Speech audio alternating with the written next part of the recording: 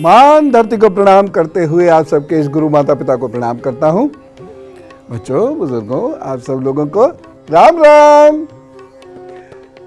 देखिए, दो तेल बड़े अहम होते हैं, रोजमेरी ऑयल और गुड़हल का तेल। ये हमारे जीवन में बहुत मदद करते हैं। आपको मालूम है इनसे क्या क्या काम लिया जा सकता है? जब आप सुनेंगे तो आपको समझ में आएगा, अरे इन्हें तो तुरंत हमें अपने घर में रखना चाहिए। तो आज मैं आपको बताने जा रहा हूं दो प्रकार के तेलों के बारे में जो आपके लिए बहुत ज्यादा लाभकारी हैं और आपके घर में ये अवश्य होने चाहिए। खास तौर से जिन घरों में बच्चे हैं उन घरों में तो ये अवश्य ही होना चाहिए। चाहे वो बाल हो या दर्द हो या बुद्धि तेज करना हो, मन को शांत करना हो, ये याददाश्त बढ़ाने की भी बात करते हैं। तो इन तेलों के बारे में चलिए अब जरा विस्तार से जानते हैं। सबसे पहले बात करते हैं रोजमेरी ऑयल की। रोजमेरी का लिमिएसी कुल का ये पौधा है, उसका वैज्ञानिक नाम है रोजमेरिनस ऑफिसी। रोजमेरी में सुगंधित तेल होता है जिसका उपयोग इत्र बनाने में किया जाता है। बड़ी खुशबू, बहुत शानदार खुशबू होती है।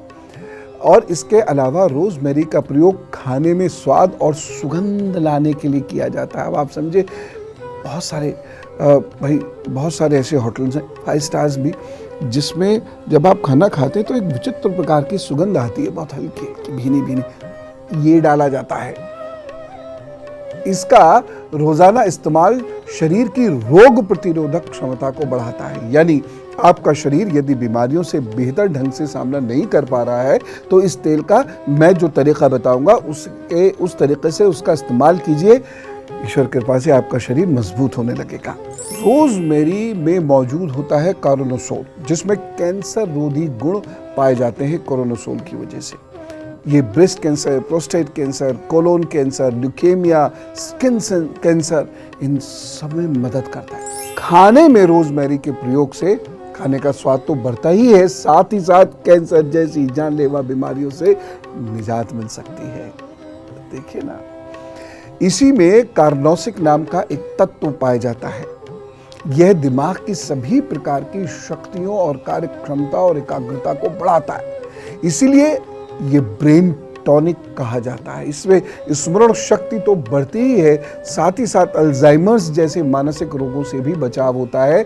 बहुत सारे बच्चे जिन्हें बुखार वगैरह की वजह से यदि कोई तेज फिट आ जाए तो खूब दिनों तक रोजमेरी तेल को लगाइए। जिनको सर में या शरीर में दर्द रहता है उनको रोजमेरी का तेल लगाने से दर्द से बड़ी राहत मिलती है। चाहे वो मसल्स का पेन हो, चाहे वो जोड़ों का दर्द हो, आर्थराइटिस की समस्या हो, रोजमेरी के तेल का नियमित प्रयोग आप करेंगे चिकित्सीय निर्देशन में तो बड़ा फायदा मिलता है। यह अद्भुत रिलीफ करता है। तो देखिए आप,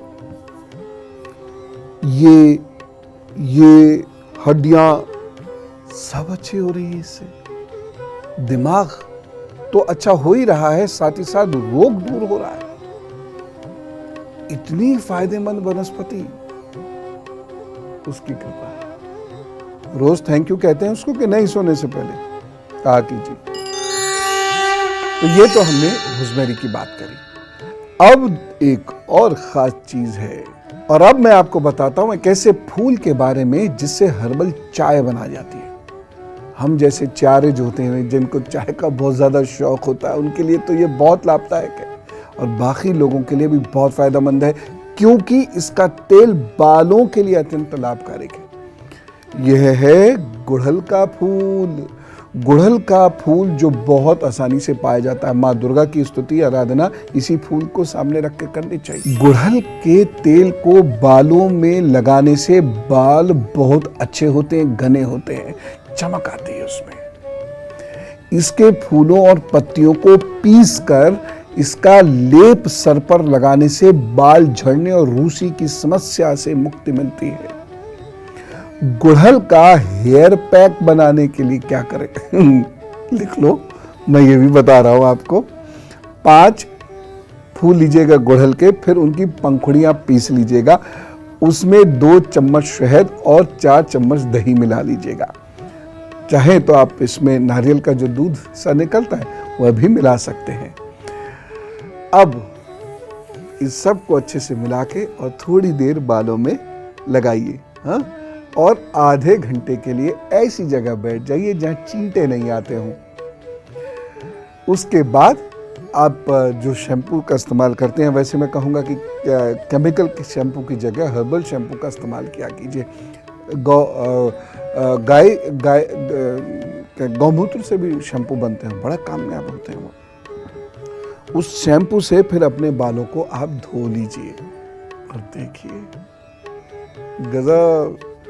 गुड़हल का फूल पेड़ से तोड़कर उसे नारियल के तेल में तकरीबन 5 मिनट के लिए उबाल लें और यह तेल फिर बालों में लगाएं। इससे बाल झड़ना रुकते हैं, रूसी खत्म होती है, बाल चमकदार होते हैं। मुंह में छाले, उल्टा पुल्टा खाना पड़ता है आजकल, कुछ को खाना पड़ता है और कुछ जानबूझकर खाते हैं। उससे पेट खराब होता है, पेट खराब होने से मुंह में छाले होते हैं। ऐसे लोग गुड़हल के पत्ते चबाएं, जो सॉफ्ट वाले होते हैं, हार्ड वाले मत चबा लेना, छाले और बढ़ जाएंगे, क्योंकि वह थोड़ा सा तेज होते हैं, इसलिए वो काट दें अंदर। इसलिए कह रहा हूँ जो ओपले सी होती है ना, उन पत्तों को अच्छे से धोकर चबाइए। धीरे धीरे पेट ठीक और छाले अपने आप खत्म। जो लोग डाइटिंग बहुत करते हैं या फिर जिन लोगों को गुर्दे की समस्या है, गुर्दे की समस्या से जो पीड़ित हैं, अक्सर इसे बर्फ के साथ बिना चीनी मिलाकर पीजिए। क्यों? गुड़हल का जूस बना लीजिए, उसमें हल्की सी बर्फ डालिए, चीनी नहीं। क्यों? क्योंकि इससे यूरिनेट ज्यादा करेंगे आप, मूत्रवर्धक होता है और इसकी वजह से आपका वजन भी कम होगा और साथ साथ गुर्दे भी ठीक होंगे। गुड़हल का फूल स्वास्थ्य का खजाना है। इसका प्रयोग खाने पीने और दवाओं के लिए किया जाता है, जिसकी वजह से कोलेस्ट्रॉल आसानी से नहीं बढ़ते, मधुमेह कंट्रोल रखता है, हाई ब्लड प्रेशर के लिए ये बहुत अच्छा होता है और गले में संक्रमण नहीं होने देता आसानी से। ये उन रोगों का इलाज किया जाता है।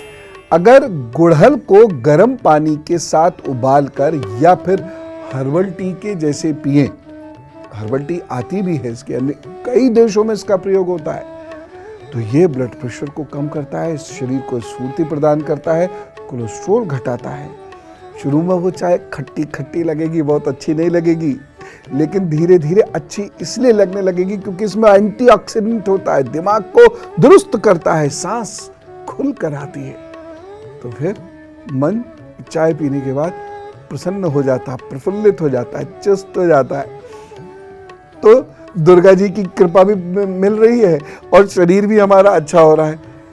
ऐसी ऐसी वनस्पतियां हैं हमारे इर्द गिर्द, हमें पता नहीं होता। और अब गुरु मंत्र। क्या आप जानते हैं कि गुड़हल की चाय बनती है? जी हाँ, गुड़हल की हर्बल टी बनती है। गुड़हल से बनी हुई चाय का प्रयोग करने से सर्दी, खांसी, नज़ला, जुकाम, बुखार आदि ठीक होते हैं। देखो मैंने 2 कितनी अच्छी चीजें बताई, रोजमेरी और गुलाब, और इनके प्रयोग से जिंदगी में कितनी समस्याएं दूर होती हैं। ऐसी बहुत सारी चीजें हैं जो आपको पता होनी चाहिए। हाँ, प्रयोग कब किसका कितना करना है यहाँ पर निर्भर है, लेकिन पता तो हो। आज आप खूब खुश रहना, सुगंधित और महकते रहना और दूसरों को भी खुश रखना। मैं चलूं? राम राम, नमस्कार।